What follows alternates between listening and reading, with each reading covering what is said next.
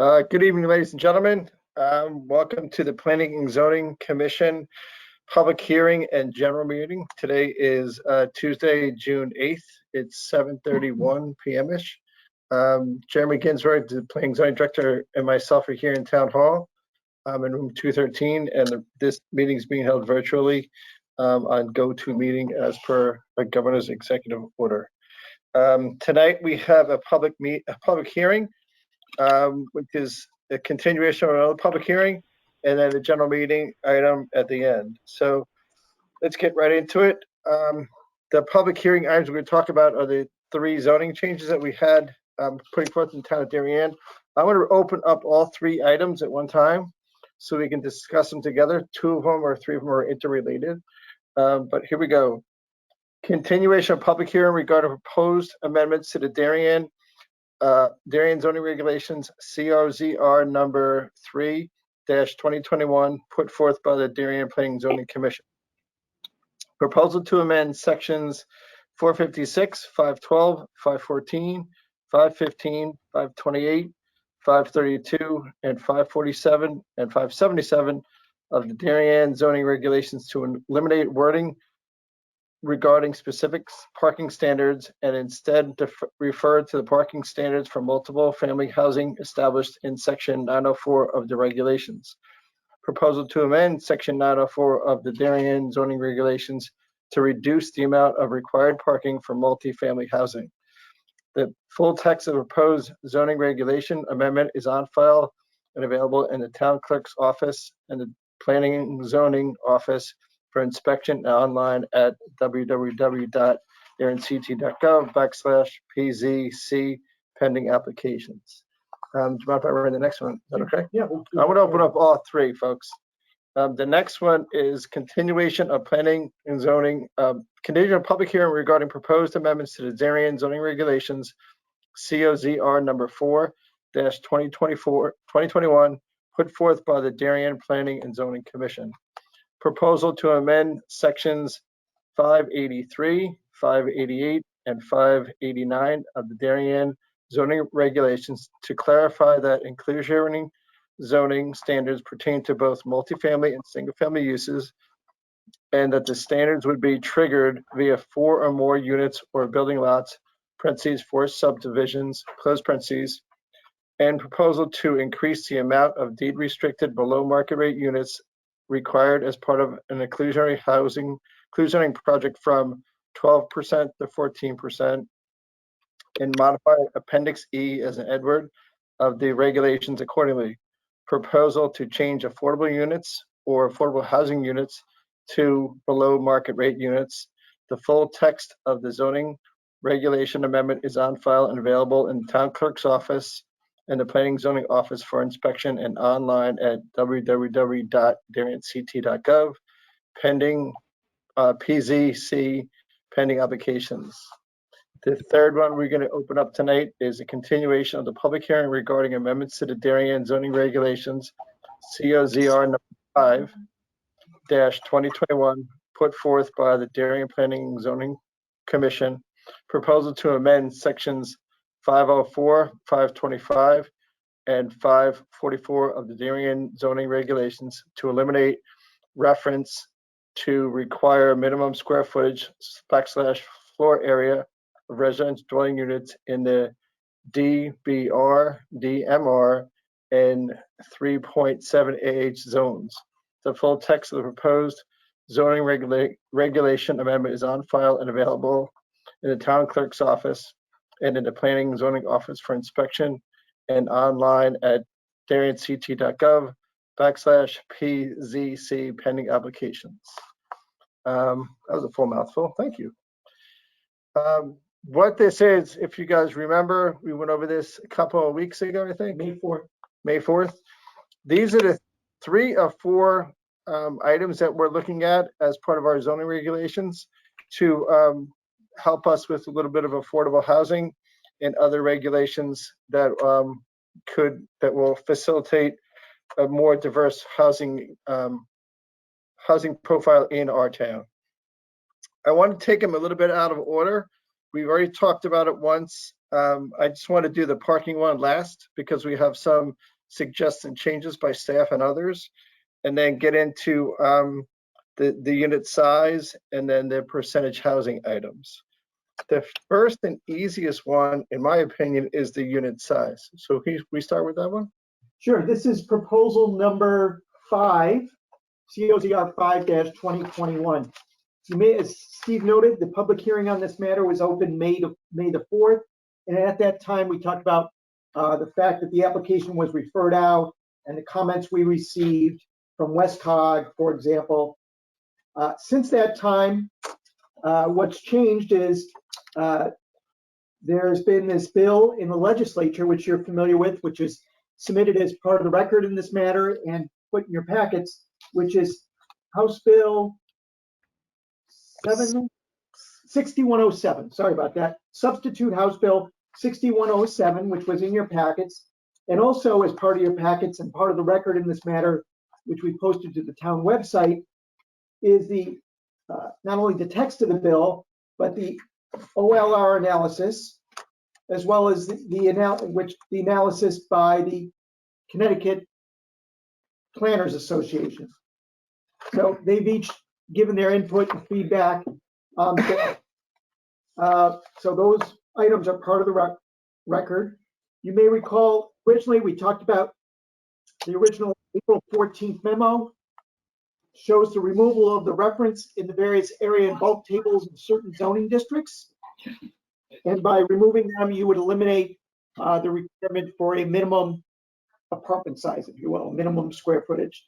The only thing we're not changing is the Leroy West Affordable Housing Zone, which is section 593, and we discussed that last time.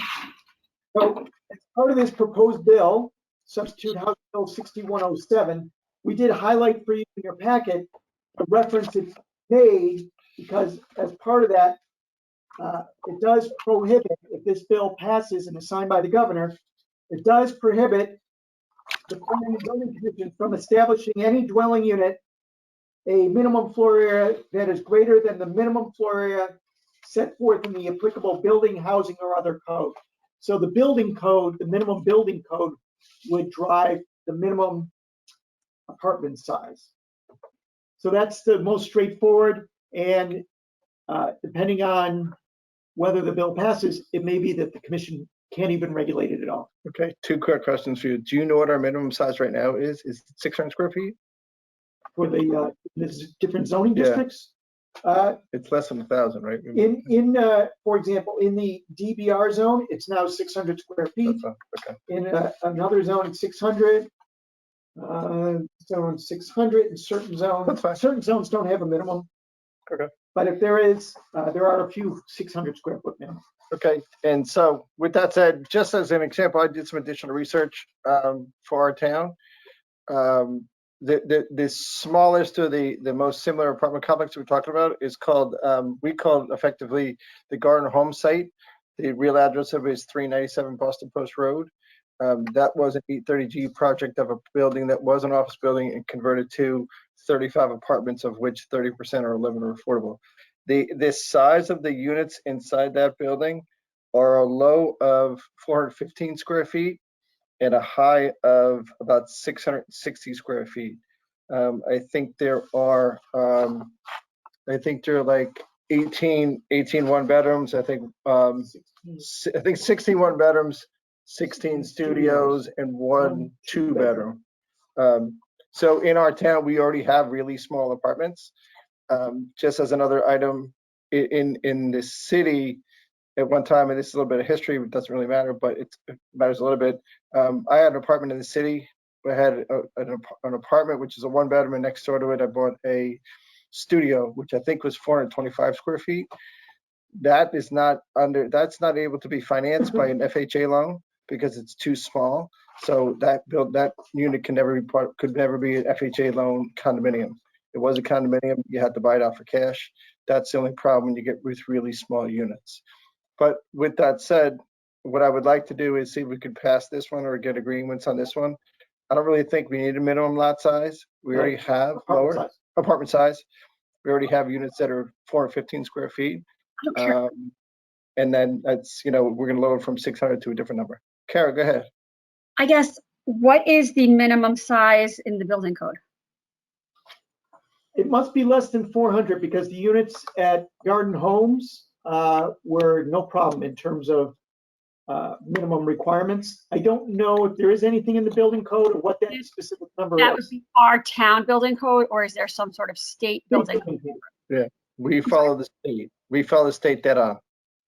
Okay, so I think that's an important, I'd like to understand what that is. And then, Steve, your point about the FHA loans, I think that's actually really important. Yeah. Because I think we need to find out, I'm not saying you had your apartment in the city a long time ago, an aging anyway, but, mortgage regs and underwriting, often gets revised and, looked at and changed. So I think in order to, make these, that we're setting things so that home ownership and generational wealth building, which I think really is, part of some of the issues and conversations that are being had around these issues. It's not really just zoning. It's sort of zoning and how it affects different people and families and in different, demographic groups. I think that's something that we should also consider. I think it's a good point, Steve. But Yeah, otherwise, 400, can- I'm not good at knowing how big sizes are, but if 400, are currently in demand and people are living, those are in town, already built and lived in and people are happy with them, then. The beauty of a smaller apartment right now at 397 Boston Post Road, there's a studio apartment that's available. The asking rent is $1,195. Wow, That's actually cheaper than my kid's college rent next year that's great. for a dorm room. So that's the advantage of it. If you double the size of that. Yeah, I remember Danielle Dobin brought that point up in Westport when they were on it, considering reducing their accessory dwelling unit minimum size so that they weren't exorbitantly expensive, or 1.3 for a 2-bedroom, which they just, so. Hear about it. George Riley, Jim Rand, any other questions or comments? No, I'm fully supportive of this amendment. I think it makes good sense. Great, thank you. Jim, anything? No, you're good? Tonight, I think, yeah, we do. We also have Jamie Stevenson online too. She's an ex officio member of the Planning and Zoning Commission. There she is. She is welcome to speak. You're welcome to speak anytime you like, Jamie. We're going to talk about all three of these items. If you want to speak at one at a time, you're more than welcome. You want to wrap it up at the end, you're more than welcome. It's up to you. Sure, I'll wait till you guys finish your discussions. Thank you. Great. All right, so I think we're good with that one. How about if we vote on them? Well, you would have to close the hearing first. Oh, okay. So why don't we Yep. just go to the next one, which is inclusionary zoning. Okay. Relative to inclusionary zoning, Jeremy and I and staff read our inclusionary zoning documents. There were a couple of wordsmithing that needed to be done, a couple of cleanup items. So as part of the cleanup items, that's what you see in the first two sentences of our proposal here, where it says building lots and subdivision. It also talks about the trigger being 4 units. The big item here is changing it from 12% to 14%. In our town, in the state regulation, to be out from underneath the 830G regulation, it's 10%. Of 830G applications is 30%. Some towns use 15, some towns use 20. What I would like to do, or what the proposal on the table is to raise it from 12 to 14. In that way, we're probably going to get 1 or 2 more units on a project that's over somewhere around 8 or 9. I forget the exact math. Do you want to add something to that? Sure. As Steve mentioned, the original proposal was in my April 14, 2021 memo, which is part of the record. We did talk about last time the referrals we sent out. You may recall at the first hearing, we referenced the May 3rd letter from Parklands Darien LLC, which talked about proposed effective dates. And you all got emailed today this I'll call it typed letter, which is also now part of the record referencing inclusionary zoning. So as Steve said, there's a number of changes proposed in here. One is to clarify that it would apply to projects that have 4 or more units, whether it's a single-family project or a multifamily project.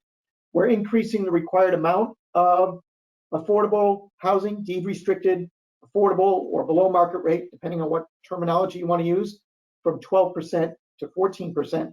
And we're also trying to make the wording in this regulation consistent. Whether we use below market rate or affordable housing, the commission should just make a decision to use one or the other and make it consistent throughout the regulation instead of bouncing back and forth. I don't think there's anything else I need to cover on this unless there's any questions. I don't think there's any questions. In the business world, some people do call BMRs, which is below market rate units. Other towns and industry standards call it AH, which is affordable housing. So it flips both ways. I think what Jeremy's point is we just want to pick one, and I think we're picking BMR, right? I think so. Yeah. Questions, comments? Anybody want to chime in on the wording, Smith? Go ahead, Jim Rand. I'm not sure that this is strictly speaking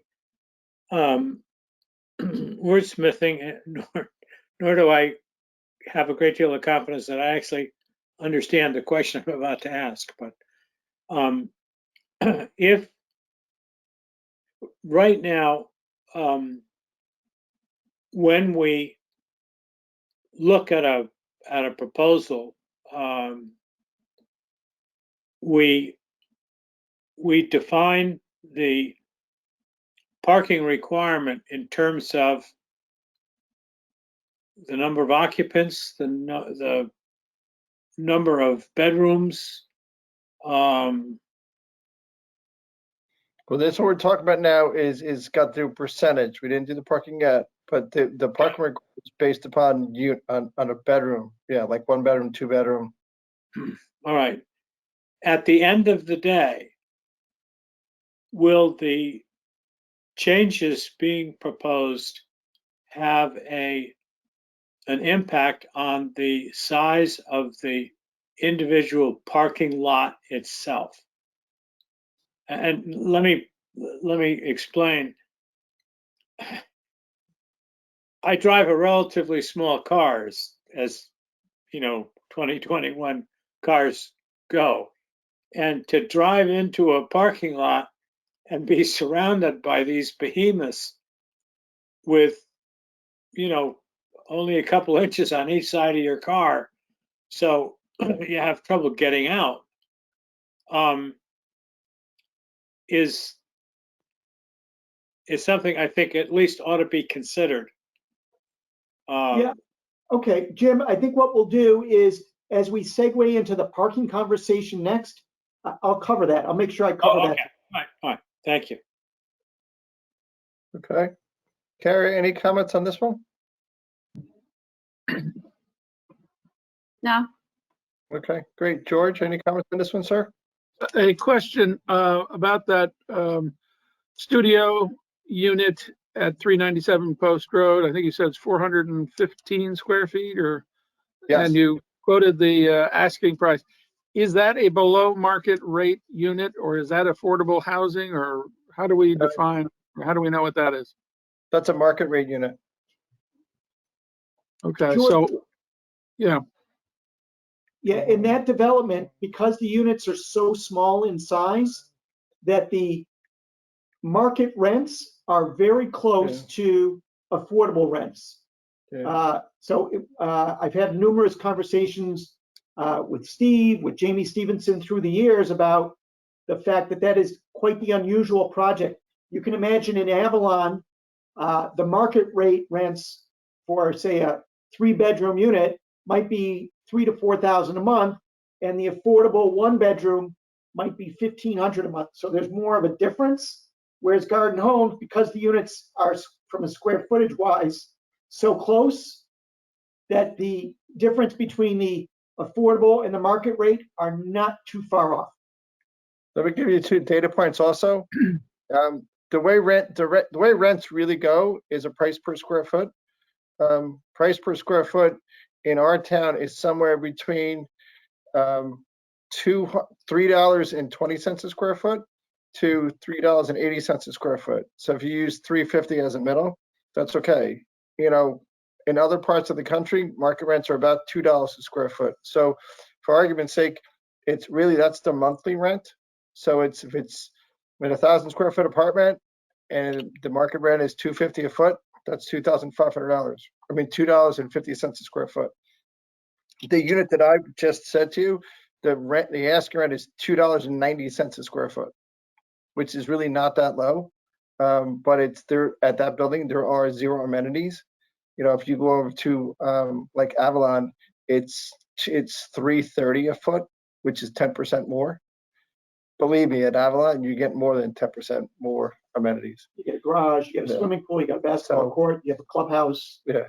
The answer to your question is yes, that's market rent. What the reason why it can even be lower is if you remember or you've heard that inside a studio apartment, you're not allowed to have like a 3-person household. You may be allowed to have a 3-person. You definitely can't have a 4. So you can't have a spouse and 2 kids. You might be able to have 2 people to get that affordable unit. It's the way they do the math. It's got to do with, you have to fit in the number of occupants have to be in there.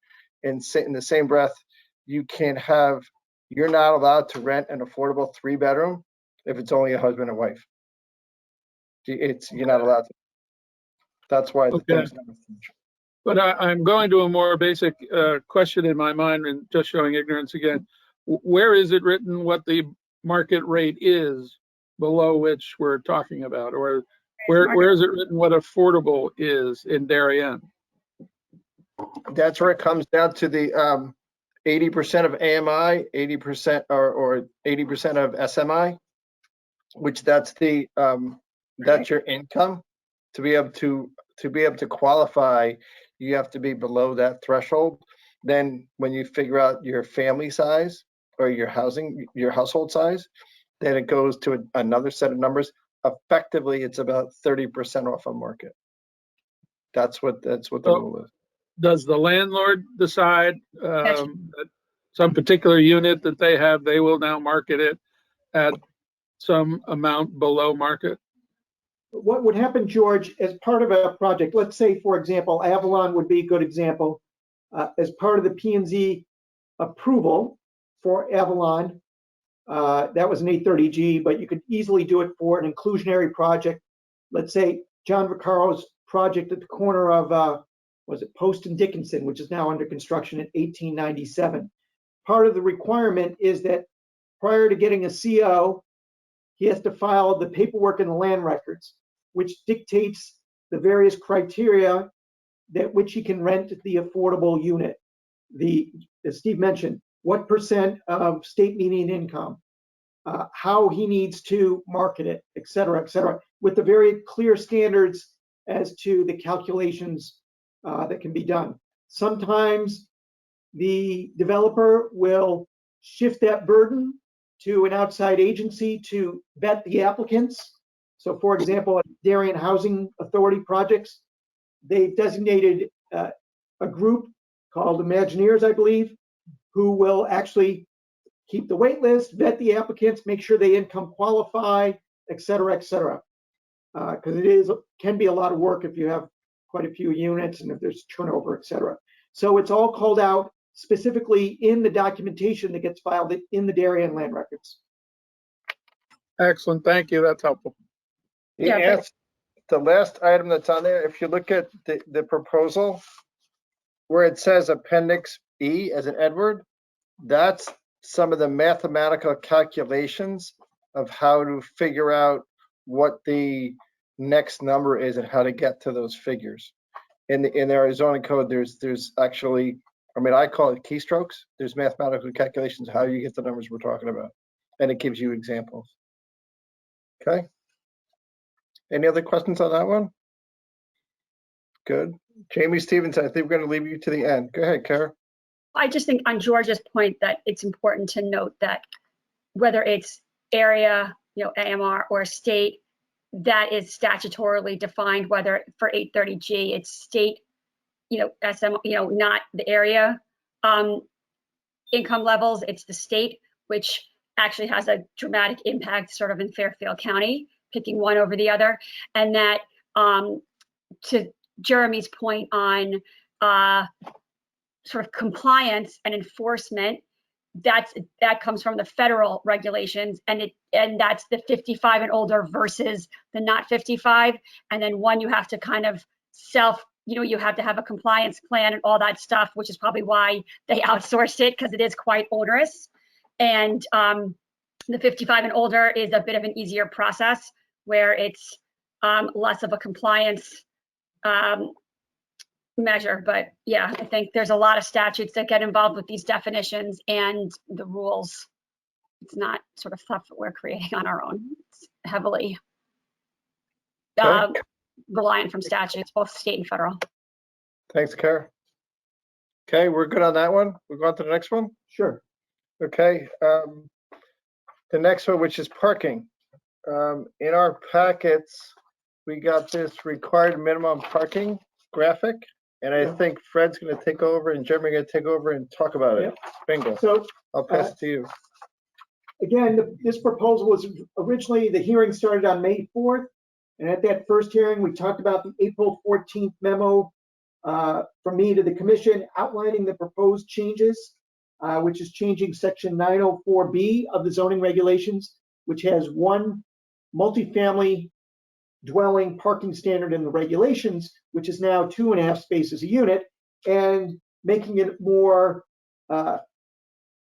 relative to bedrooms. So changing the standard a little bit. Since that last hearing, Substitute House Bill 6107 has been passed by the Connecticut House And and Senate. Senate, Mhm. and is on the governor's desk. And we put a copy of that in your packets, again, as well as with the OLR analysis and the Connecticut Planners Association analysis. So what we're going to do is base the number of required parking spaces for multifamily housing on the number of bedrooms in the unit.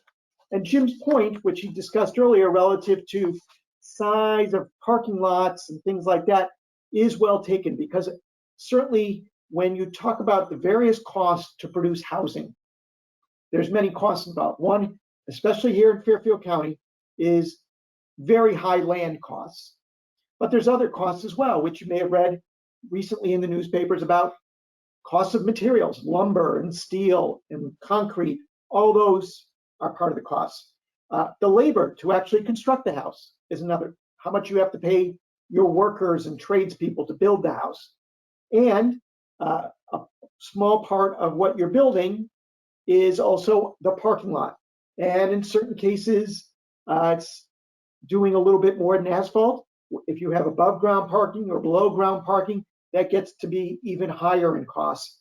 And so one way to keep costs down, of course, is to reduce the amount of required parking. That's, again, one small piece. There's land costs and all these other costs we discussed. But one piece of the puzzle which has been identified is parking. So certainly the bill, which you have in your packets, is sensitive to that. It's saying the commission can no longer require more than this X amount. And in this chart here, that is in the fourth column. Fred, I don't know if everyone can make it a little bigger on their screen, but the fourth column is, hold on. Yeah, you have to make it bigger, Fred. Hit the button all the way to the left where it looks like the movie screen. Higher, higher, higher. Which is next to the floppy disk. Remember what the floppy disk was? Oh, on the left side. Next one The over. movie screen. Next one over. So Bingo. Yep, hit that. Fred was nice enough to put this chart together, and as it comes on the screen, and you all have a copy in your packets. Existing parking regulations, Bingo. which is 2.5 spaces per unit. The Planning and Zoning Commission proposal number 3-2021, which we're discussing tonight. The Parklands LLC proposal, which you've discussed at prior hearings, which is a proposal by a private property owner in town to reduce the parking regulations. And a land planner that knows what you're talking about. We'll get there. And the House Bill 6107. And You may recall, as part of this subject application, a town resident by the name of Craig Flaherty sent in a letter. And he had recommended in his May 4th email, the studio, 1 space per unit, 1 bedroom, 1.5 spaces per unit, 2 bedroom, 2 spaces per unit, and 3 or more bedrooms, 2.5 spaces per unit. So there are a number of things the commission needs to weed through. Certainly one of the items that Mr. Flaherty referenced in his letter was the fact if you had I'll call it a apartment building of all 1-bedroom units and everyone got 1 parking space, there would not be a minimum requirement for guests, deliveries, or all kinds of other things. So he suggested putting a little wiggle room in there. One thing I do want to mention about House Bill 6107, which we highlighted in your statutes, or not the statutes, not a statute yet, in your bill, is the town Planning and Zoning Commission has the ability to opt out of this, let's call it a mandate for now. And if you were to opt out, you would have to have a 2/3 vote by the Planning and Zoning Commission and a 2/3 vote by the RTM to allow you to opt out of that proposal, which is in the legislation, and you could do whatever proposal you wanted at that point. So I think that's, during the deliberations, that's something the commission can talk about, is whether to adopt one of these proposals. And if you're not going to go with what House Bill 6107 is, will you then opt out to get to one of these proposals? So it's very unusual that we have this pending proposal that the commission, that in the application process, this bill came in.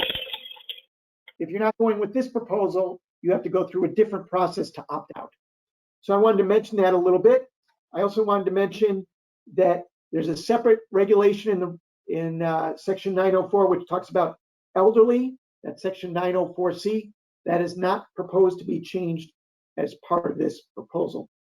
The other thing you should keep in mind with not only this proposal, but the others, is to set an effective date. Make sure it's relative to what we want to do. So hopefully this chart summarizes it a little bit for you, and we can certainly answer any questions you may have about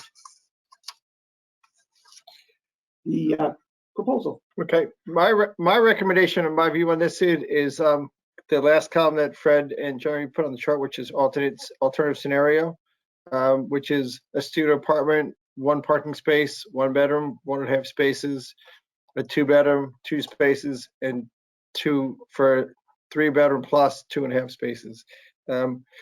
We have to remember that in our town, we have to, and in most towns, you have to account for guest parking and other people that come in and out.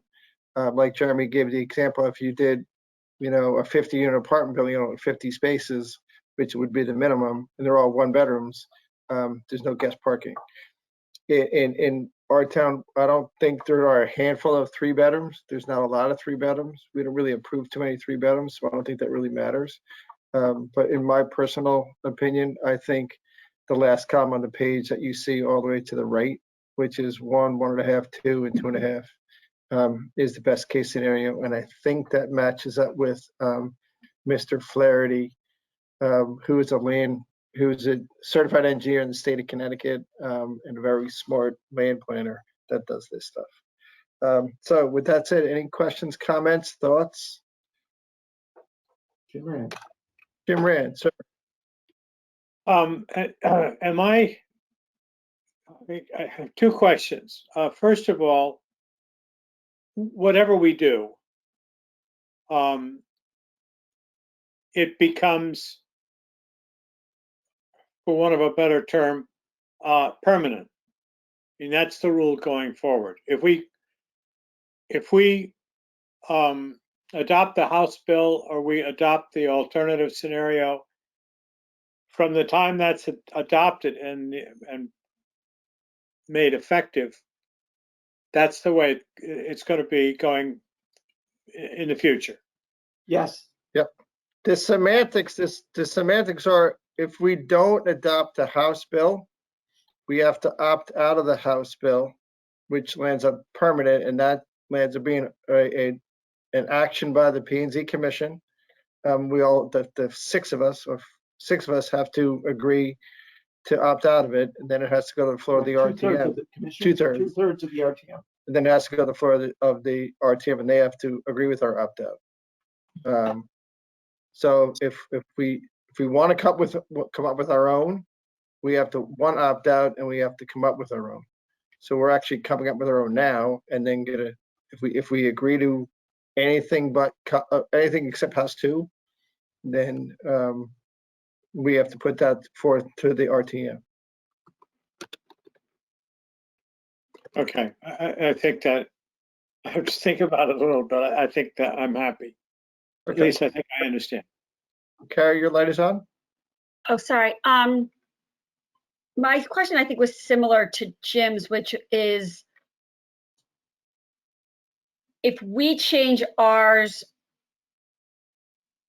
either don't change to an applicant proposal, alternate proposal, that effective date, and then when is the effective date of the House bill as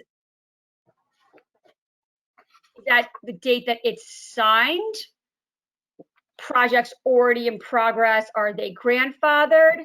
Projects approved but not yet, shovels in the ground or shovel ready, are they grandfathered? No, Like, the way, it's gonna have a real life effect. it's a good question, Kara. The proposed legislation on its last page, page 27, talks about the effective date, which for this would be October 2021, which is a few months from now. 4 But months? what about projects that are approved, under construction, but not yet?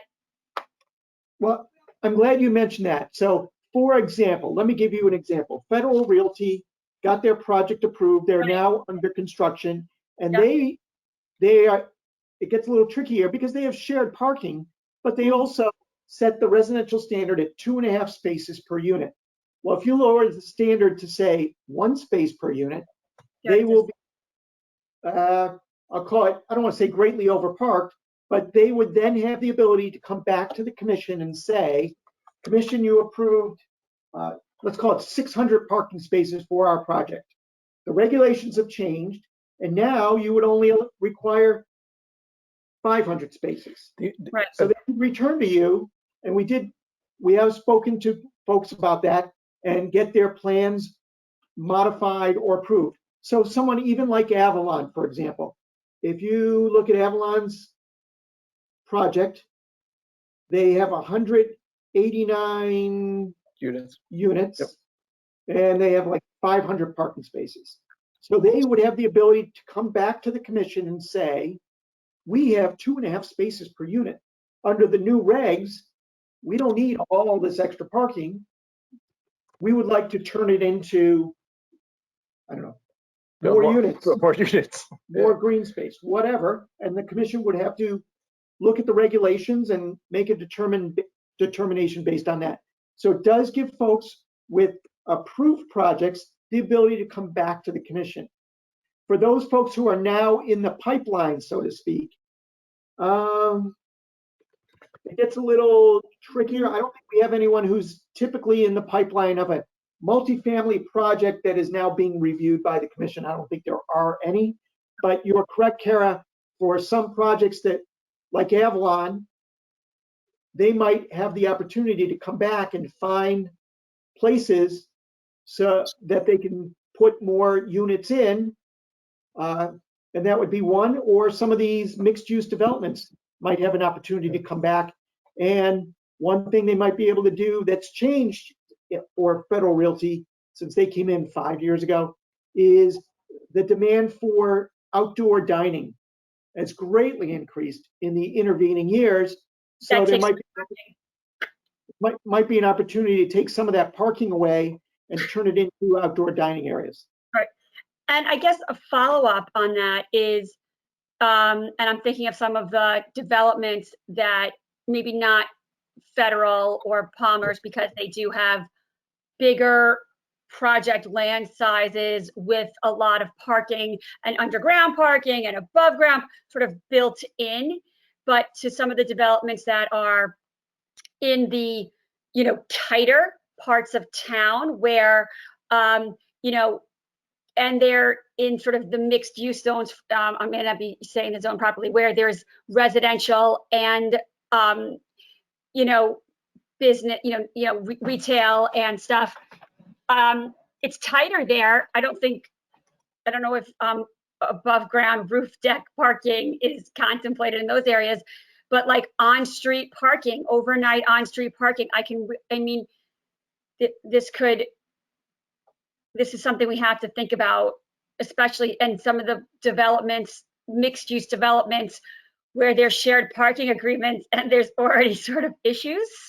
And with commuting happening again, where we had the luxury of commuters not using commuter lots, that is changing.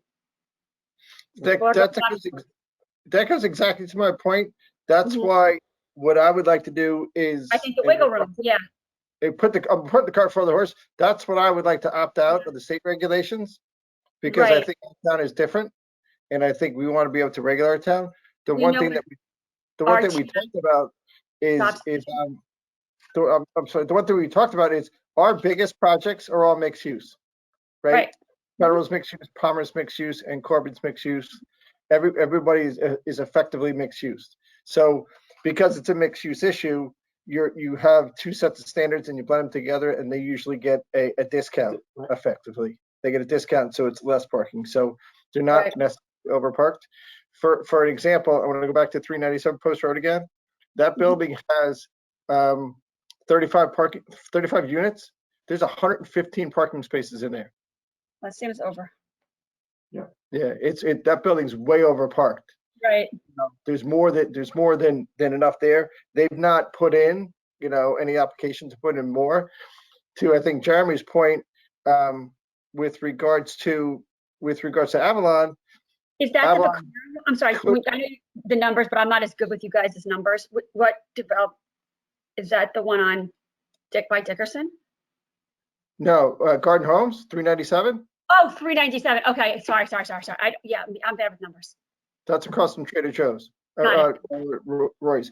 But if you go to Avalon, you got to remember if they, for argument's say they had 50 extra parking spaces, they have a lot of other stuff there, which is going to be lot coverage, lot density, impervious surface, cover surface. So you're not necessarily can build more apartments, but I think you're a great point.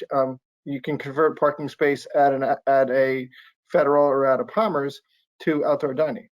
Right. We already did it in our municipal lots. We converted the back of Bodega and the back of 1020 from parking to outdoor seating, which is temporary, but that's what you can do with the space.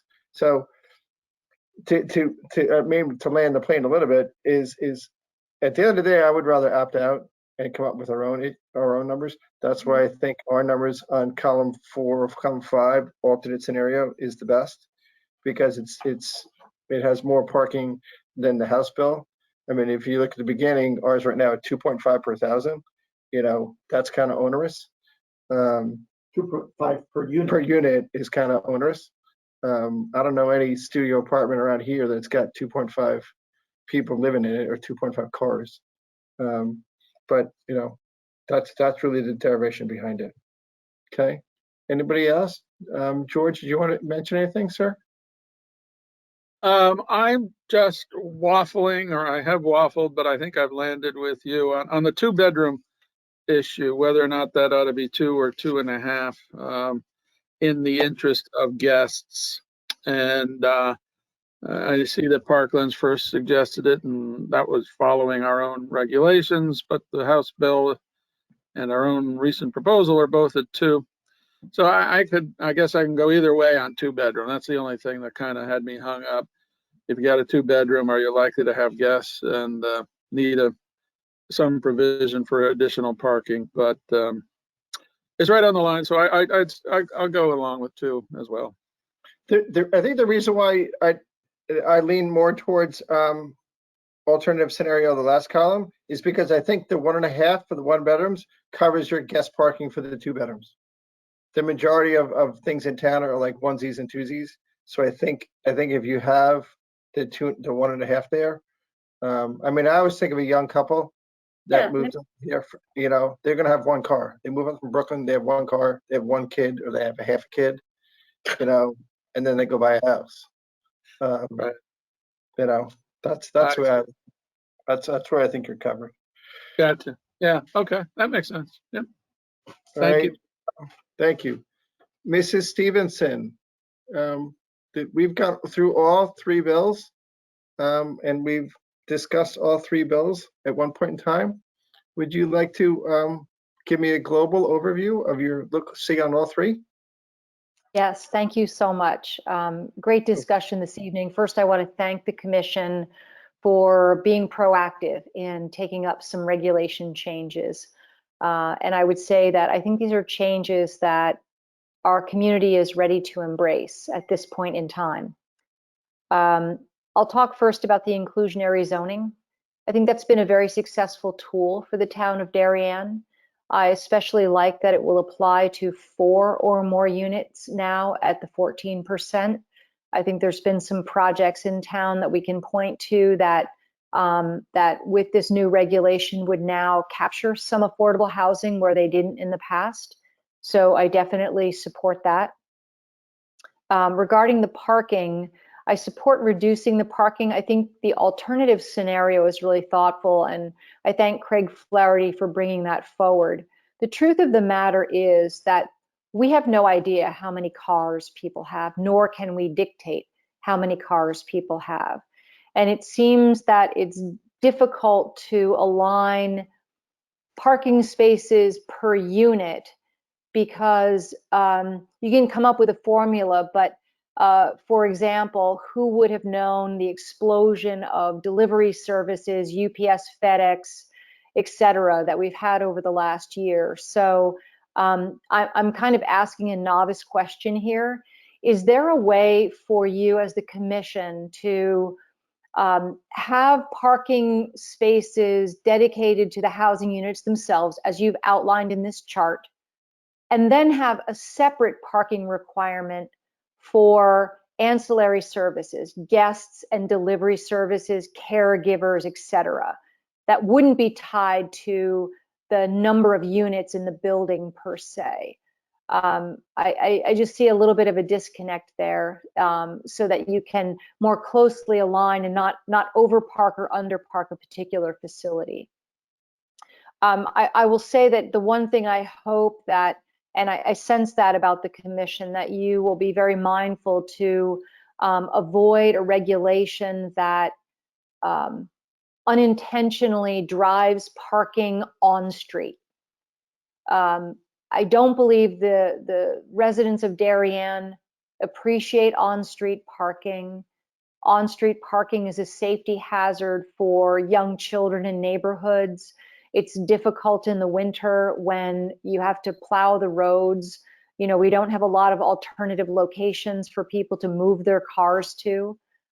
So I would love to respectfully ask that you be mindful of not driving cars onto the roadways for parking and overnight parking.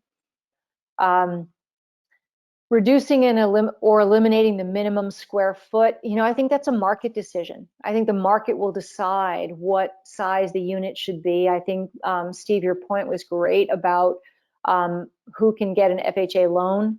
I think there are some regulations about minimum sizes for FHA loans. Manufactured housing has to be at least 400 square feet. The regulations say otherwise. The unit just has to be marketable. So I think that's really kind of a market-driven decision, recognizing that people do want to live differently, and there are many people who want to live in smaller housing units right now. So I'm very open-minded to the commission's decisions on reducing or eliminating minimum square foot. Does that cover it, Steve? That covers it. Thank you, Jamie. Appreciate that. You're welcome. You bet. Alrighty. Okay. So we're ready to close the hearing, you think? Well, let's see if there's anyone Oh, else. in the okay, public. yeah. Is there any, I'm sorry about that. Anyone in the general public would like to speak to any of these three applications? Please put up your hand, turn on your microphone, turn green, turn on your camera, whatever you like. Go into the chat box. I do see Craig Flaherty's name on my screen. I don't know if he's here or not, but his name's there. He submitted a letter that we have in the file already. Yep. And we got a letter. We got we got three letters. One from Craig Flaherty as On parking. a citizen. Yes, One from the owner of Parklands yeah, that was on inclusionary zoning. relative to the effective date, and we got a new one today from, is it a Mr. or Mrs. Andrea Andre Stazinic. Tazinic. And we think the person lives in Darien, but we're not 100% sure. So if anyone wants, the general public wants to speak, you're more than welcome. If not, we can move on. Anybody in the chat box, Fred? Nope, so you know. Okay, we want to motion to close? Yeah. Okay. All right, everybody. With that said, I would entertain a motion to close all three of these hearings. It looks like it was moved by Kara. Looking for a second. George Riley, there you go. All those in favor? Thank you, everyone, for the great discussion. Thank you, staff, for the great research and whatnot on all these items. I think it's important for our town. And it's just as a editor's note, we are going to look at ADUs, accessory dwelling units, sometime between now and October. Yes, no doubt about it. No doubt about it. I think that is the end of our public hearing. Yes. All right, that's the end of the public hearing. Now we're going to go into the general meeting. Our first general meeting item is amendment to coastal site plan review number 322, floods dam prevention application number 371, land filling and regrading application number 412, Paul and Jennifer Leary, 10 Seagate Road, proposal to make minor adjustments to the previously approved house and foundation plans. This is the house that I called Gene Coyle's house at the end next to the, was that right? Next to the flagpole? Next to the flagpole at the end of Seagate Road. That's an approval from a few years ago. They are ready to get started with the project very soon. You have in your packet a May 29th letter from Paul Harris, who's here on the call tonight. Mr. Leary is also here on the call. And Paul Harris's letter is very straightforward, and it very nicely outlines the various minor changes to the house plans. The house is right on the water. It's in the flood zone. There was a little regrading. But the changes you can see here in red are pretty minor. A new chimney, a second floor balcony, a fireplace, a small added patio. You've removed the elevator. So none of these really have a change to what the commission was looking at, which is the coastal impacts or the fact that it's in the flood zone. It's not going to change that, and the regrading is not going to change. But because it was different enough from what the commission approved, we thought we'd bring it back to the commission. If you have any questions, you can certainly ask Paul or Mr. Leary, who's here tonight, but I would recommend the commission approve these minor amendments. Okay, thank you, Jeremy. Questions, comments from commissioners? I'm okay with it. George, you're okay? You're nodding your head. Jim Rand? You give me a thumbs up. Kara Gately? Looks good to me. All right. With that said, we vote on these general meetings? We do. Okay. I'm going to turn a motion to approve as submitted. I think that's Jim Rand, motioned it. George Riley seconded. All those in favor? Fantastic. 4-0. For Great. nothing. Mr. Harris, you got your plans approved. Okay. Next item, amendment to flood damage prevention application number 189C as in Charlie, land filling and regrading application number 372B as in boy, Michael Nicolodas at 4 Silver Lakes Drive. Proposal to amend the previously approved site development plans and to elevate the proposed dwelling above the flood zone by constructing a retaining wall around the perimeter of the structure. This item went to the Environmental Protection Commission before it came to us. The Environmental Protection Commission approved the change on June 2nd at their meeting to do what they want to do. If you remember, this is next to a pond. Yes, It's basically directly across the street from Tokenique School. yes, this was Chairman, go ahead. many years ago. Oh, it must be maybe 8 years ago, plus or minus. There was an approval to subdivide the property at the corner of Tokenique Road and Silver Lakes Drive. The first house, which is at the corner of Silver Lakes and Tokenique, was built and constructed. Mr. Nicholas built that. And the vacant area, which is now between that house and the pond on Silver Lakes Drive, is a building lot with an approved plan. It's been approved building lot, and part of it's in the flood zone. And Mr. Nicholas wanted to make a minor change to the plans. And so he submitted paperwork here from Grumman Engineering with the revised plans. And as you can see, the EPC approved it. It's not too much different than what was there before, but we noted that because it was different and it was in the flood zone, it should circle back to the commission. And it's before you tonight as a general meeting item. And as Steve correctly noted, the EPC approved it at a general meeting last Wednesday. Yep. If you remember, with the guy, he also built a sidewalk that was on. Well, that's, Yeah. it was required to build a sidewalk, Right, and the sidewalk is there today. Sidewalk's there today. He had to hang him at one point in time because of some reason. State DOT. TNT. There you go. Questions, comments on this one? George Riley's okay, I think. Jim Rand's okay. Kara Gately's okay. Jim Rand's gonna be a thumbs up. Kara Gately's nodding her head, yes. Okay. All right, with that said, I guess I would entertain a motion to approve as submitted. I think it's George Riley. I think he just made the motion. Yep, he sure did. Jim Rand seconded. All those in favor? That's 3. If you don't mind, I'm going to abstain. Okay, 3-0, 1 abstention. fantastic. All right. Next item. We have, where are we? Yep, there we go. Okay. Flood damage prevention application number 110-ADM, Kenneth and Rose Creech. Yes, Nice. 11 Lighthouse Way, construction of a replacement pool spa within regulated areas generally in the same location as previously a kidney-shaped pool and patio. Jeremy, what do we got? right, this is before you this evening. This is a replacement pool. There was a kidney-shaped pool in the backyard of the property. The property, I'll call it a few years ago, when the FEMA maps changed, part of this property is all of a sudden now in the flood zone, believe it or not. So the change of a kidney-shaped pool to a rectangular-shaped pool with new patios now requires your review under flood damage prevention.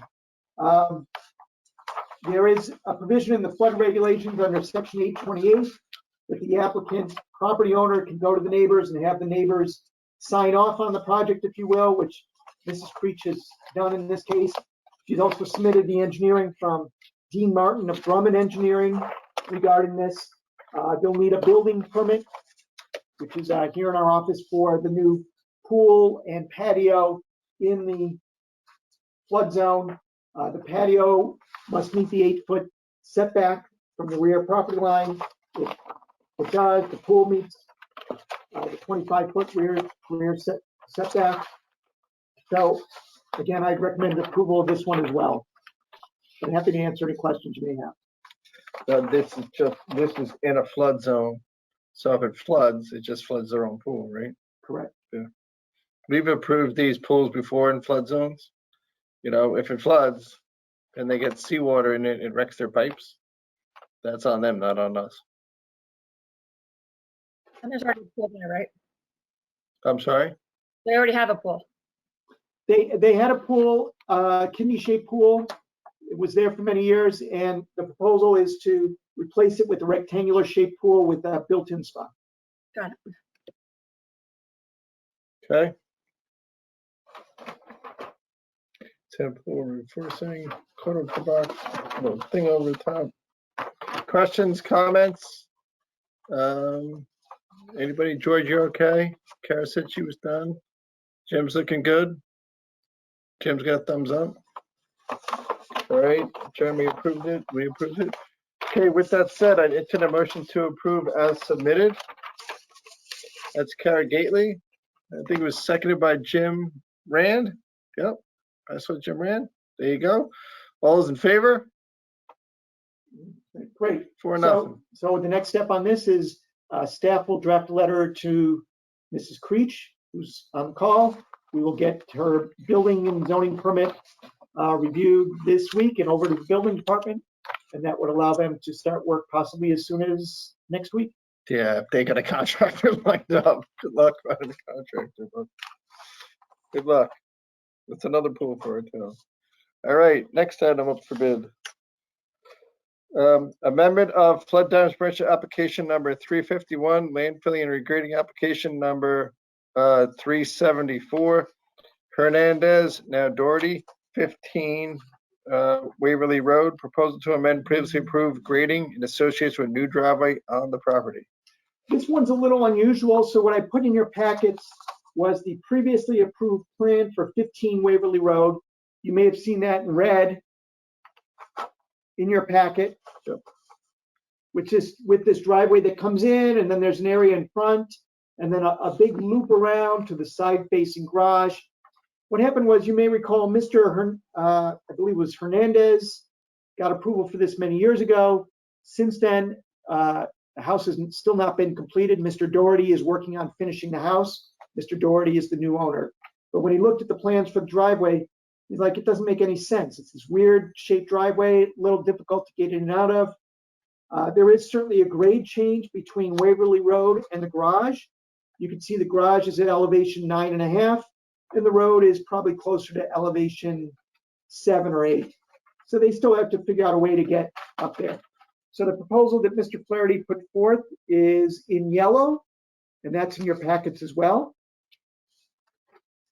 It's basically the same slope, doesn't change too much. Lot less pavement, lot less impervious area, less retaining wall, and it gives them the same ability to get in and out of that side-facing garage.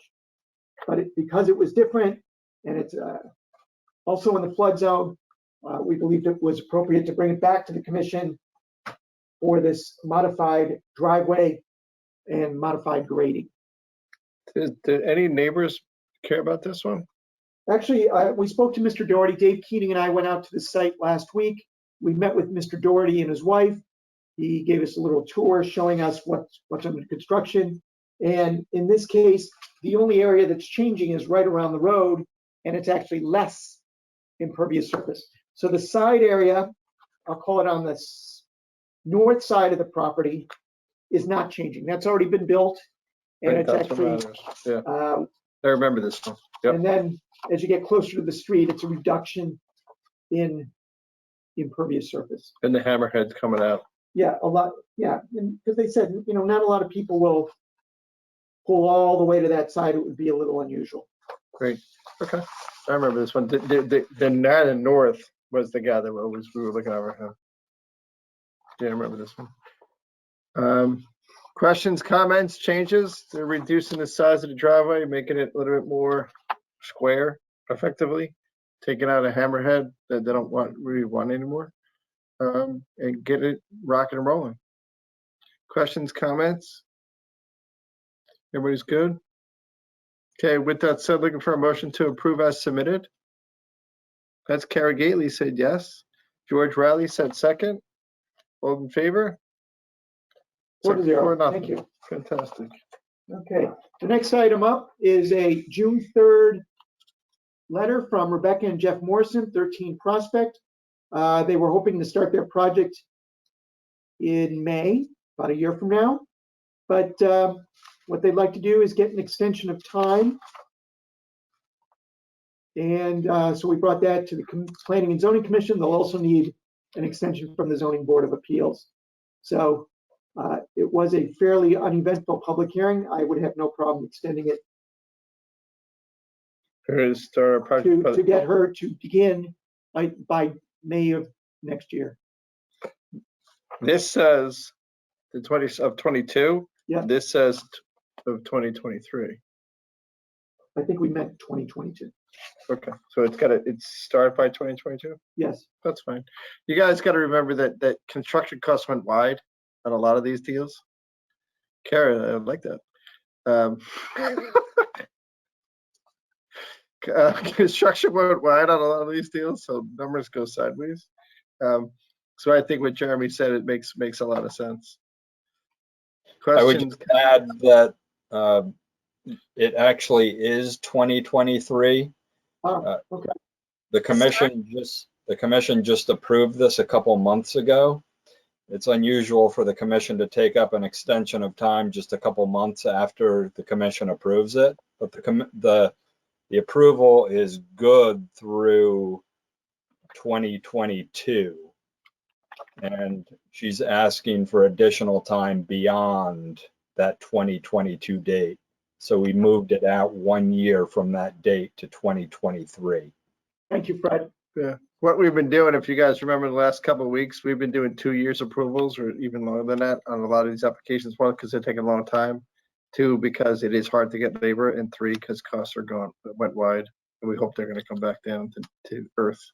I think Rings End might be a little bit busy. Questions, comments? Think everybody's good with this one? I think George Riley just made a motion to approve as submitted. Yep. Kara Gately seconded. Yep, she did. And Jim Rand, all those in favor? Fantastic. 4-0. 4-0. Okay. All right, I think that is, We got the 3 draft resolutions. that's the end of the tough business. Okay, next, we have some draft resolutions to go through. There is an overrun on this meeting on 90 minutes too, by the way. Sure, just give me a thumbs up. It's an election year. Gotta get you in and out. Our first draft resolution is coastal site plan review number 346A is an Apple. Flood damage prevention application number 400A is an Apple. Land filling and regrading application number 502. James Peterson and Claudia Yvette Quintella. Sorry about that if I came close. 218 Long Neck Point Road. This is the second lot of a 2-lot subdivision. That is the old Zangrillo lot. This lot is further away from the road, closer to the water. It's a zigzag lot. It was pretty straightforward. It's kind of a cool house. It's got 2 garages and 2 buildings in the front, then a big house in the courtyard, and then an underground pool house. I think there is another one. I was on the boat this weekend. I looked over. I think there is another house that's got one of these underground pool houses that look kind of cool. Everything is in compliance, and we have a draft resolution to go through. Questions, comments, scrivener's errors, typos. Fred did a great job putting these things together, lickety split, and everything's pretty straightforward. I didn't catch anything that jumped off the page at me. Yeah, the only thing I'll mention is in paragraph 1, where although a dock was shown on the landscape plan, no details and no request was made for the dock. So that is likely to return to the commission sometime in the near future for the dock. Great, and we knew that actually 3 years ago too. Yeah, remember it was on the plans and I asked about it. It's not part of this plan because I don't think they got DEP yet, right? I think they're still working on pulling the approvals and materials and plans together. Yeah, okay. Thank you for that clarification. CBA approved it. Any typo, scrivener's errors that anybody found? My 2 lawyers? I like having lawyers on staff. All right, with that said, looking for a motion to approve as submitted. Jim Rand, you're the waterman. There he is. Back in the game. Looking for a second. That's Kara Gately. All right, all those in favor? 3-0. 4-0. 4-0. 4-0. Fantastic. 218. That one's done. All right, next item up for bid.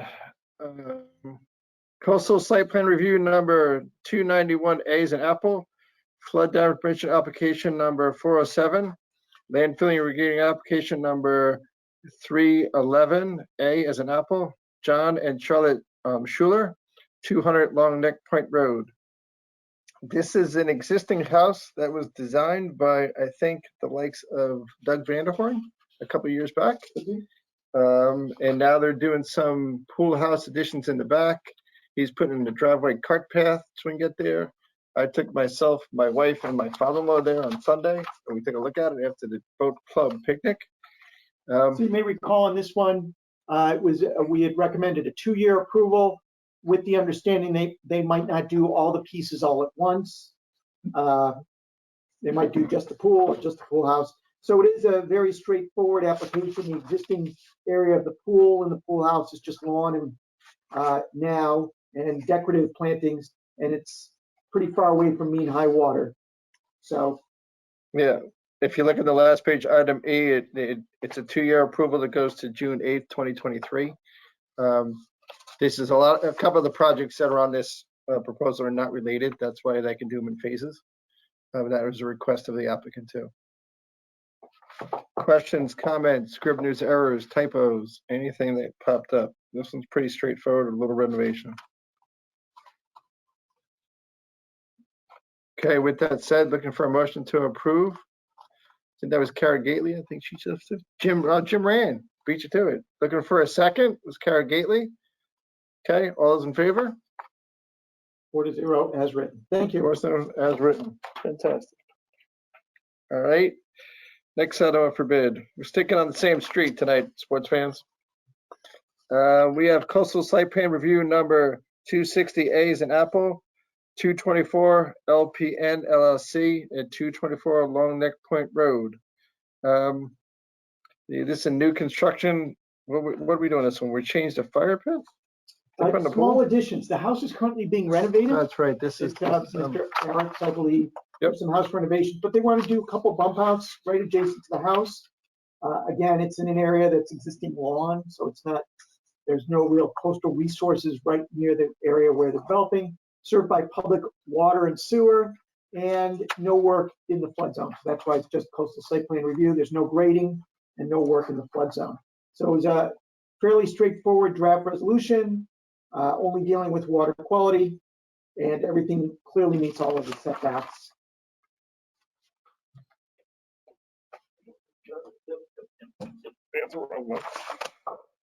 Okay, questions, comments, typos, scrivener's errors? Anything on this one? This one's even shorter. Fred got shorter as the week went on. Because they're doing the interior of the house now. Correct. This is another one where is it longer approval? I'm gonna look at something wrong thing. This might be a 1-year approval because they're currently underway. It's expected this will get moved pretty quickly. This one says 2.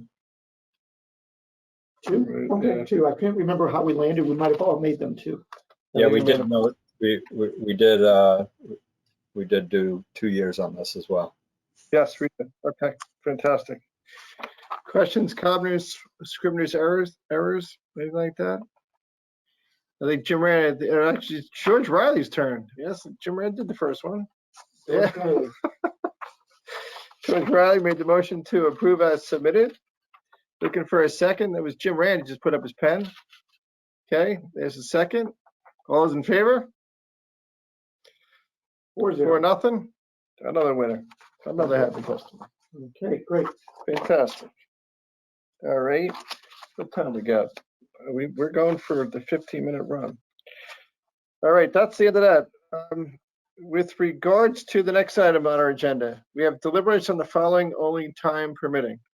Our first item is proposed amendments to the Darien zoning regulations, COZR number 1-2021, put forth by the Parklands Darien LLC. This is the proposal to add a new section 460 to the Darien zoning regulations to amend sections 496 and 904 of the regulations to establish a new designed office multifamily residential overlay zone that would be applied to designed office zones throughout the entire town of Darien.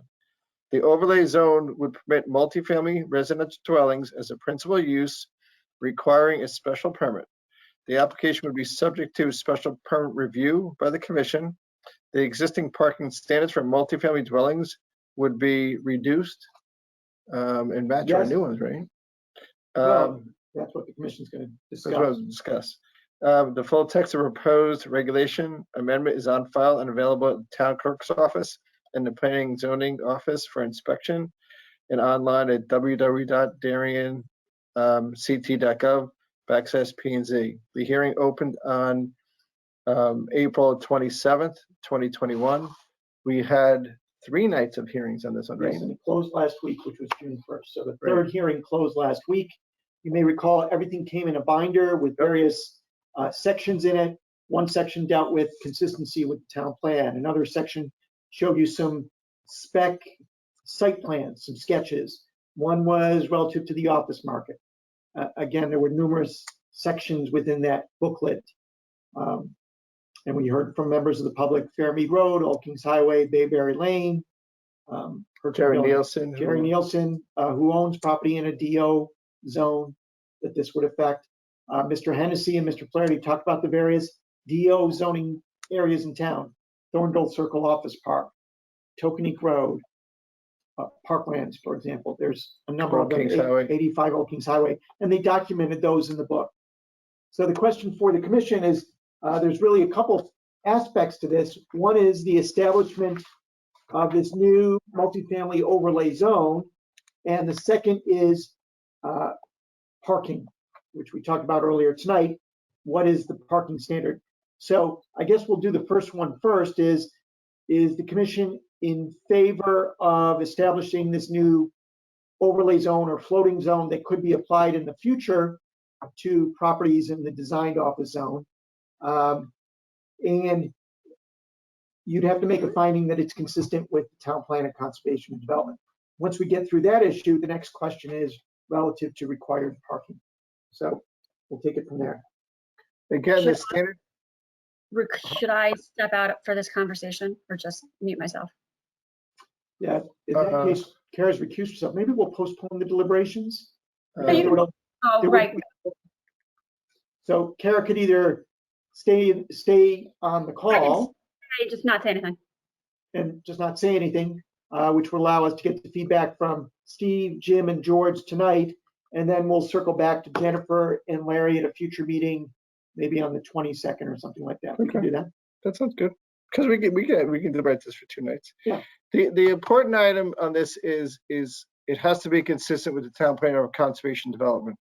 You know, one of my opening speeches on this was that the conversion of office buildings to residential has been going on for, I don't know, 15, actually over 20 years now, because I did some when I was in Manhattan.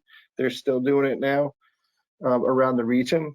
And the office buildings that are good are more in the CBD, walking distance of town. The ones that don't do so well are in the outskirts, be it in Darien or be it in Stanford or be it in, you know, other parts of the region of the country. At the end of the day, one of the underlying themes in the town PODOC is to diversify our housing stock. This is another way to be able to diversify our housing stock. This particular site, even though it's an overlay zone that the developer came in, is next to Selleck Woods, which is, it gives the residents the ability to walk into a park. So I think the applicant did a good service to the town to bring this forth. And I think it helps our case diversify housing. It laid out the case pretty well. And it's something that we, you know, have to look at. The largest office building owner in town with something like this, I think, is Jerry Nielsen. Thorndale Circle is 10 office buildings. It's about 6, something like 6 or 10. Six, yeah. And he fits in this zone. He logged on to our meeting and was in support of it. His office buildings today, I think, are about 80% occupied, but it's something they have to plan for in the future. So that's my 2 cents. We're not changing too much with regards to bulk and mass relative to the buildings there. We talked a little bit earlier. 397 Boston Post Road was a converted office building. That's now residential. That's successful. The other thing that I think is important is that we might see more of these other buildings that's going to be there. It helps diversify our stock. George Riley, Jim Rand, and Jamie Stevenson's back to help us out on this one too. Great. George, any questions on this one? Nope. I'm happy to endorse it. I think it gives us great flexibility all around town to increase and diversify the housing stock. So I am for that. I suspect that while we know what we're talking about, a lot of the Fairmead folks may think we're doing something that we really are not doing.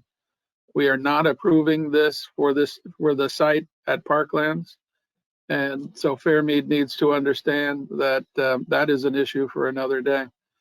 And I'll confess to some, because we got a lot of detail about what they had in mind there, I would comment that I think they're gone a little larger than they need to, but we'll deal with that some other day. Okay.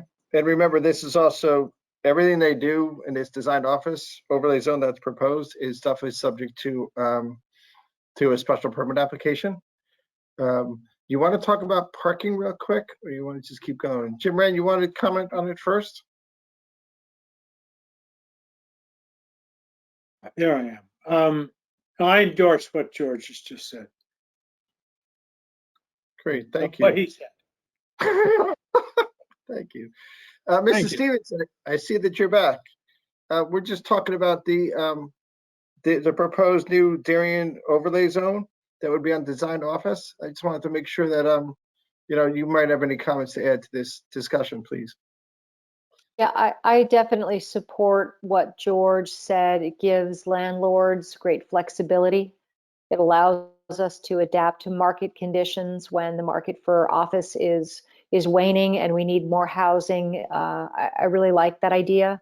A huge proponent of adaptive reuse. That's what I consider this. Very similar to garden homes. It's been very, very successful. And I'm glad that it will still be subject to special permits so that this commission can fine tune your expectations for what any projects may need to include. Thank you. Thank you very much. Do you want to talk about parking? How would the parking go? Is it I going to guess that's default to going to be us? the question is, they made a proposal relative to parking as part of their application that was put forth by Mr. Flaherty in his booklet. The commission can either go with his proposal, right? Or say, you know what, we're not going to go ahead with his proposal. We're going to go ahead and adopt a different proposal, either of your own, as discussed earlier, as part of COZR number 3, which was put forth by Planning and Zoning. Great. You could certainly do that. And Well, just for everyone's edification, the proposal in this zoning amendment is quote unquote more restrictive to parking. Whereas if we go with alternate scenario 4 on the chart that we saw like a half hour ago, that calls for 1.5. That calls for 1.5 parking spaces for a 1-bedroom apartment. This proposal we're staring at now, COZR number 1, calls for 2 parking spaces for a 1-bedroom apartment. so it's a slight reduction from the existing, which is 2.5 spaces per unit for any size unit. Mr. Flaherty has dropped it down. His proposal is a little bit less, and Planning and Zoning Commission's is less than that. And we're higher than the state. Yes, in the state. So there's that kind of ranking. So, But remember, you got to remember, it's the one we're coming up with is minimum standards. right, the minimum. Right. Like I've said it a couple of times before, Baywater Properties, when they proposed Corbin Drive Center or the Corbin project, they want, a lot of extra parking spaces because they think that the snowbirds are going to buy those things are going to have 2 or 3 cars. So this is minimum. If Parklands ever does come back to us again and they want to put in 2 and we make it 1.5, they can do whatever they want, right? As long as they meet the minimum. So we can approve half of it or not approve half if we want to, right? Yeah, I guess the sense from the commission, if they, at least the three of you who will deliberate on it tonight, is how you feel on that, and then we'll circle back on this probably at a future meeting, but at least give us an early sense. Okay, that's fine. So I think everyone that's here spoke on this one. George, your light's back on again? Well, just to say, I would either table their proposal about parking or deny it, because I think we're going to deal with it in our own regulations. Great. Yeah. But does our proposal strip out and move that whole section to the back? Parking? Yeah, No, our proposal would take the standards in all the sections of the regulations and just say, just see section 904. correct, right. And that's what we would do for, Oh, so- presumably for this floating zone or overlay zone, is say, see section 904B, and 904B would be what you put together as a commission in your decision on application number 3, which we discussed earlier. Okay, yeah, So the Flaherty zoning aspect, in his chart, he would say, see parking requirement in section 904. great, okay. So we might do our own 904 things. So this application could be denied. Adopted in part, denied in part, Correct, is yeah. the sense I'm getting here. Got that, George? So what it's this proposal changes, it creates a new Creates the zone. section, right? And then it amends 796 and 904. We're doing our own amendments to 904, so we don't have to do their amendments to 904. We're doing our own. So if we approved it, we're going to approve the new section 460, make the amendments to 796, and then probably deny 904. Yep, okay, Okay, that makes great, sense. thank you for the feedback. All right, and we're going to deliberate on this one more time when Larry and Chen get here? Yep. Okay, cool. All right, thanks, everybody. Is that good enough? Everyone's good? Sounds like we're good. Good, great. Carrie, you can go back anytime you want to. What's our next item up here? All right, next. Proposed amendments to the Darien zoning regulations 0 plus 3-2021 put forth by the Darien Planning Zoning Commission. Do you want to punt 3 or go ahead with it tonight? Yeah, At least so it's gonna deliberate. the question is now, the next 3 items on the agenda are the 3 zoning changes we just deliberated for a second time. No, we heard them earlier tonight, closed the hearing earlier tonight. Parking, inclusionary zoning, minimum apartment size. Right, but was that the first time we deliberated? Well, we had the prior hearing May 4th, we continued it to tonight, closed the hearing tonight, and we put them on for deliberation. Yeah. If you want to deliberate tonight, great. If not, we can kick it to when Jennifer and Larry join us. Okay, what do you guys want to do? Do you want to deliberate these 3 tonight? No Or you need. wanna- No need? Wait till those guys come back? Okay. Yeah, I think that's That's better fair, use of time. Yeah, because they're not here.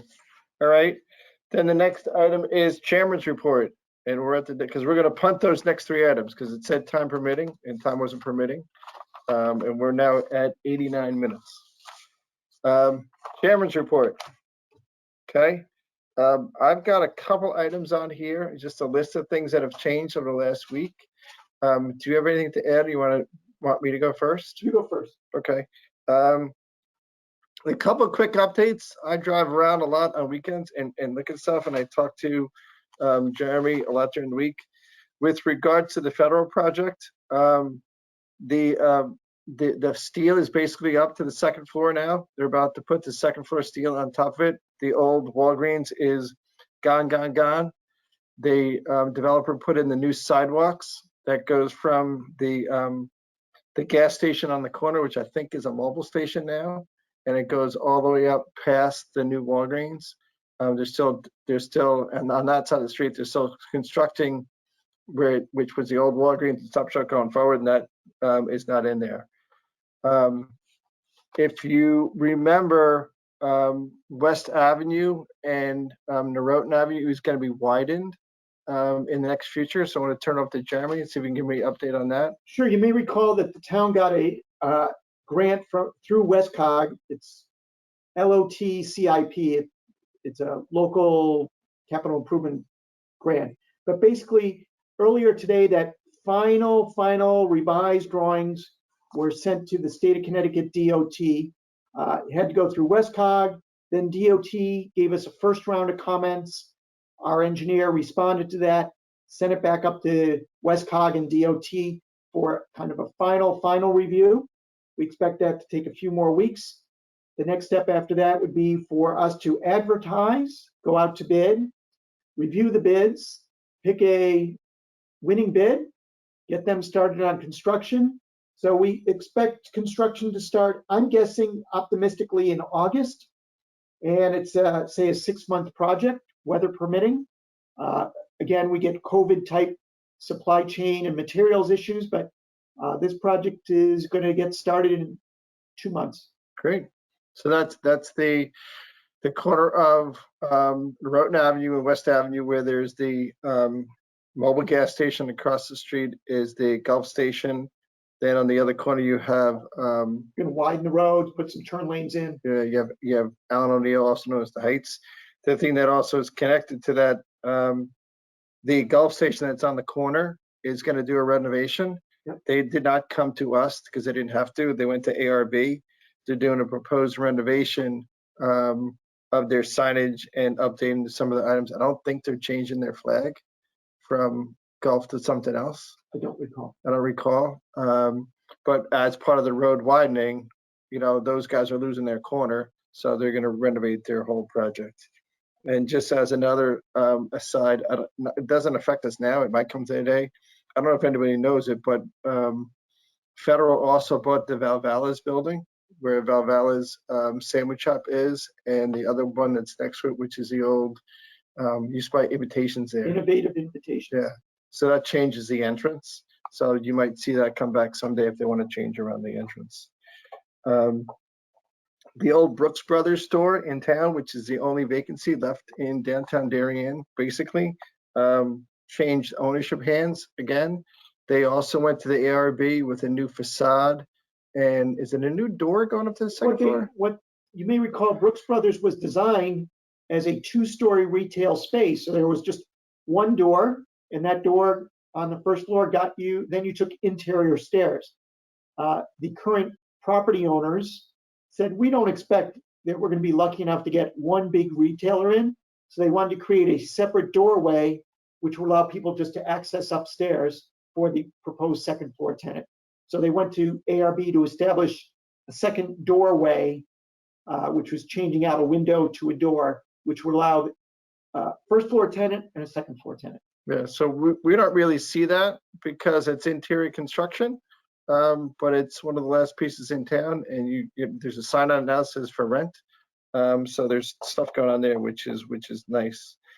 The next item I have on here, we still have our proposed special meeting next week, a week from today. And the derivation reason for that meeting is just to talk about this House bill that passed. We invited Terry Wood. I think she responded yes. I spoke personally on the phone with Representative Matt Blumenthal. He said he really wants to come to the meeting, but he was going to double check his calendar, and he was going to get back to Fred. And Fred also sent emails today to Senator Bob Duff and Senator Patricia Bailey Miller. Fred just turned his microphone on, so maybe you can give us an update on that. Yeah, we, Steve, just like you said, we sent out email invitations to all of Darien's representatives, inviting them not only to this evening's meeting to learn more about the zoning changes that are being put forth by the commission, but also to provide the commission with updates and information regarding the bill that we believe is on the governor's desk at this point for signing. So we're awaiting a response from Mr. Blumenthal. As Steve mentioned, I think we have a commitment from Terry Wood, and we are again waiting a response from Senator Duff and Billy Miller as well. So as soon as we get 2 of those 3 people confirmed, or 2 of those 4 people confirmed, then we will confirm the meeting. So it could get canceled on Monday if we don't have confirmation. But right now, that's the only thing that's on the agenda. And it's really going to be, I'm guessing it's a 40-minute meeting or a 50-minute meeting where those guys talk for 20 minutes apiece. I say hi for the beginning for 5 minutes. I say goodbye at the end for 5 minutes, and we're done. I hope it happens. I really do hope it happens because it's really important to us and I think everybody else. The next item that's on my list is with regards to the demolition signs have gone up along Corbin Drive. So that it was already posted in the town newspapers, and now the demolition signs are coming, and that's related to the Mathnasium building, Dynamic Fitness. It's called Dynamic Fitness, something like that. Dynamic Martial Arts or something. Yeah, and Tibbetts Um, Law. And Tibbetts Law. All those 3 tenants are still in occupancy. I think Mr. Tibbetts' law office is cleaning out his stuff. He's got a dumpster in-house. He's probably been there for 50 years. I bet you still got 50 years of stuff in there. But you're going to see some action on there. So I think if anybody goes away in August, you come back at the end of August, you're going to see a lot of changes. But we wish those guys luck and I hope that's good. The next item on here is last night, sometime after 11 or midnight, the House, I think, passed the electronics meeting bill. I don't have the full understanding what was inside there, but the bill, I think, facilitates electronic meetings such as we're having right now on a going forward basis. Like we've talked about earlier, I would love to see us be on a hybrid model where we can get back into the office. But I think the general public really likes to be able to watch on TV and participate. So I think that's what that bill did. I don't have all the download, and I think it only passed at somebody told me it was 2 o'clock in the morning. The legislative session ends tomorrow, which is the 9th. So I don't know what else is going to change, but I think I think it's a step in the right direction. I don't know what's inside other bills like that, but I don't really know. The next thing that's important, and I think the guys that work in our town, our staff are fantastic. Once again, we got called by the town of Greenwich for best practices input. The town of Greenwich reached out to us and to New Canaan and said, can you guys tell us how you guys did your inclusionary housing? It was inclusionary housing, right? Inclusionary housing. Affordable Housing Trust Fund. I'm sorry, Affordable Housing Trust Fund. So other towns are turning to us. Fred Donate, our esteemed associate planner, if that's your correct title, went to the meeting last night with the town of Greenwich's RTM and BET. Is that right? It was. I think it was the zoning board and the taxation board. Yeah, Board of Finance and the Land Use Committee is what they call it. So they tapped me. I punted it to Jeremy. Jeremy punted it to Fred. So Fred went. I was at my kid's event too, but the other towns really look up to us and want us to give input. And I really appreciate you going last night. It started at 7:30, and I think he was still on at 8:30 at night, participating in another meeting. And I thank your family too for that. Then the last item is the other thing else is Thursday. There's an OPC meeting, so you might hear the same thing in the OPC meeting. And that's the Operations Planning Commission, where the 4 heads get together and we go over stuff. I think that's it for me in terms of new stuff. Yeah, that was it. So that's my chairman's report. Any questions for me on anything from anybody? No? Jeremy's, Kara Gately's got her hand up. So just a question. I know you talked about the Federal Realty Project and Corbin District. I've received a lot of questions on the Palmer's project or development, and I think sort of the themes I'm hearing, and people understand things happen, financing changes, it was a really difficult year, and I don't think they're sort of asking about that. It's concerns about what it looks like, and that it kind of, can there be any veiling, or, similar to what Corbin and Federal had, where they have sort of like the bannering, I don't know what the proper technical word is, but around the fencing to sort of visually make it less looking like a, ghost town, deserted, blighted area, and more like a coming soon, like, something like the optics of it. So it's been raised to me a number of times by people, and a lot of people on social media have been getting very vocal about it, or vocal How via fair. Yeah, I mean, electronic. you're an elected official. We're I supposed to agree. be- But I can certainly give an update. We did have a meeting at the staff level with the Palmers recently. We're in June. It was a meeting in May. They talked about getting their project off the ground, which was very exciting for us to hear that. And there's going to be some changes to the plans that are going to have to come back through the Planning and Zoning Commission. Because of tenancy, right? I think there's a variety of things. What they've done is track down anchor tenant. So, there's going to be some changes. We're trying to find possibly a meeting in late July to come to planning and zoning. If not, it is likely to be early September, where they'll come to you with those changes. I did speak one-on-one with Mr. Palmer in April, early May, about making sure things are cleaned up, that it doesn't cause a blight. I know there's been concern voiced about that property on Hollow Tree Ridge Road, which was poor. It got a little better, and we're trying to make sure it doesn't go downhill again. But there has been a number of comments made to me and to Mr. Palmer about making sure that the area stays neat and tidy in the interim till they can get this property off the ground. And certainly, you're right, Kara, there would be a great opportunity for pictures on the fence or screening, similar to what John Vaccaro has at the corner of Post and Dickinson.